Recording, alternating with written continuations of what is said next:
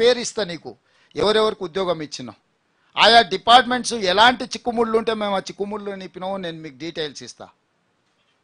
So ఈ ప్రభుత్వం అనేది నిరంతర ప్రక్రియ. వాళ్ళే చెప్తారు పబ్లిక్ సర్వీస్ కమిషన్ల పేపర్లు అమ్ముడుపోయినా అంటే అది స్వతంత్ర సంస్థ, మాకేం సంబంధం అని. మరి స్వతంత్ర సంస్థ పనిచేసి ఎగ్జామ్స్ కండక్ట్ చేసి మొత్తం అన్ని రిక్రూట్మెంట్ బోర్డులు తీసుకున్న నిర్ణయాలు వీళ్ళకి ఎట్లా అప్లై అవుతాయి?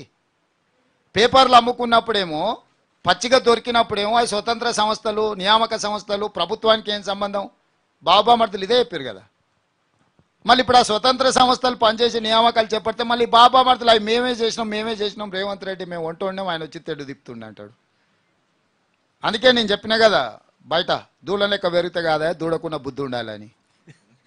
నెక్స్ట్ గ్రూప్ 1లో 44 నుంచి 46 ఏళ్ళకి చేసినాము, అన్ని సంప్రదించి అన్ని రకమైన ఆలోచనలు తీసుకొని పరిగణలోకి తీసుకొని గతంలో 40 లాస్ట్ నోటిఫికేషన్ ఇచ్చినప్పుడు 44 ఏళ్లతో ఇచ్చిన దాన్ని ఈ 2 ఏళ్ళు వీళ్ళకి వేస్ట్ అవుతుందని 46 ఏళ్ళకి ఇచ్చి ఖాళీ పోస్టులను కూడా అందులో కలిపి గ్రూప్ 1 నోటిఫికేషన్ ఇచ్చినాము.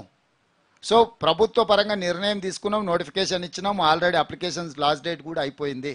కాబట్టి ఇంకా ప్రిపేర్ అయ్యి ఎగ్జామ్స్ రాసుకునే దాని మీద ధ్యాస పెట్టాల్సిందిగా నిరుద్యోగ యువకులకు సూచన చేస్తున్నా. నెక్స్ట్ సార్ కొండల్ టెంటివి సార్, ఈటెల రాజేందర్ ఇప్పుడు ఒక కామెంట్ చేసిండ్రు. ఫోన్ ట్యాపింగ్ గతంలో ప్రజాపాలన స్వేచ్ఛ అని ఇప్పుడు చెప్తున్న వాళ్ళు ఇప్పుడు ఫోన్ ట్యాపింగ్ చేస్తున్నారు, దీనికి సంబంధించిన పూర్తి చిట్టా మా దగ్గర ఉంది చెప్తామంటూ ఒకటి చెప్పారు. ఇంకొకటి ప్రజాస్వామ్యం సామాజిక న్యాయం అంటూ ప్రగతి భవన్కి వెళ్తామన్న ఆర్ఎస్పీ ఇప్పుడు కారెక్కి వెళ్ళిపోయారు. ఆ వర్గాలకు మీరు ఏం చెప్పదు? ఫోన్ ట్యాపింగ్ విషయంలో వాళ్ళదే కేంద్ర ప్రభుత్వం. చిత్తశుద్ధి ఉంటే ఈటెల రాజేందర్ గారు విచారణకు ఆదేశించాలి. మా ప్రభుత్వానికి అగత్యం లేదు. ఆల్రెడీ ఫోన్ ట్యాపింగ్లు చేసిన వాళ్ళు ఏడున్నారో మీరు చూసిర్రు. చిల్లర మల్లర ఆరోపణల ద్వారా ఈటెల రాజేందర్ గారు ఎలాంటి ప్రచారాన్ని పొందరు. టీవీలలో స్క్రోలింగ్లు వస్తాయేమో కానీ దానివల్ల ఏం ప్రయోజనం ఉండదు. మీదే ప్రభుత్వం ఉంది, మీ ప్రధానమంత్రి ఉన్నాడు, మీరు విచారణకు ఆదేశించండి ఫోన్ ట్యాపింగ్లు ఏమన్నా ఉంటే.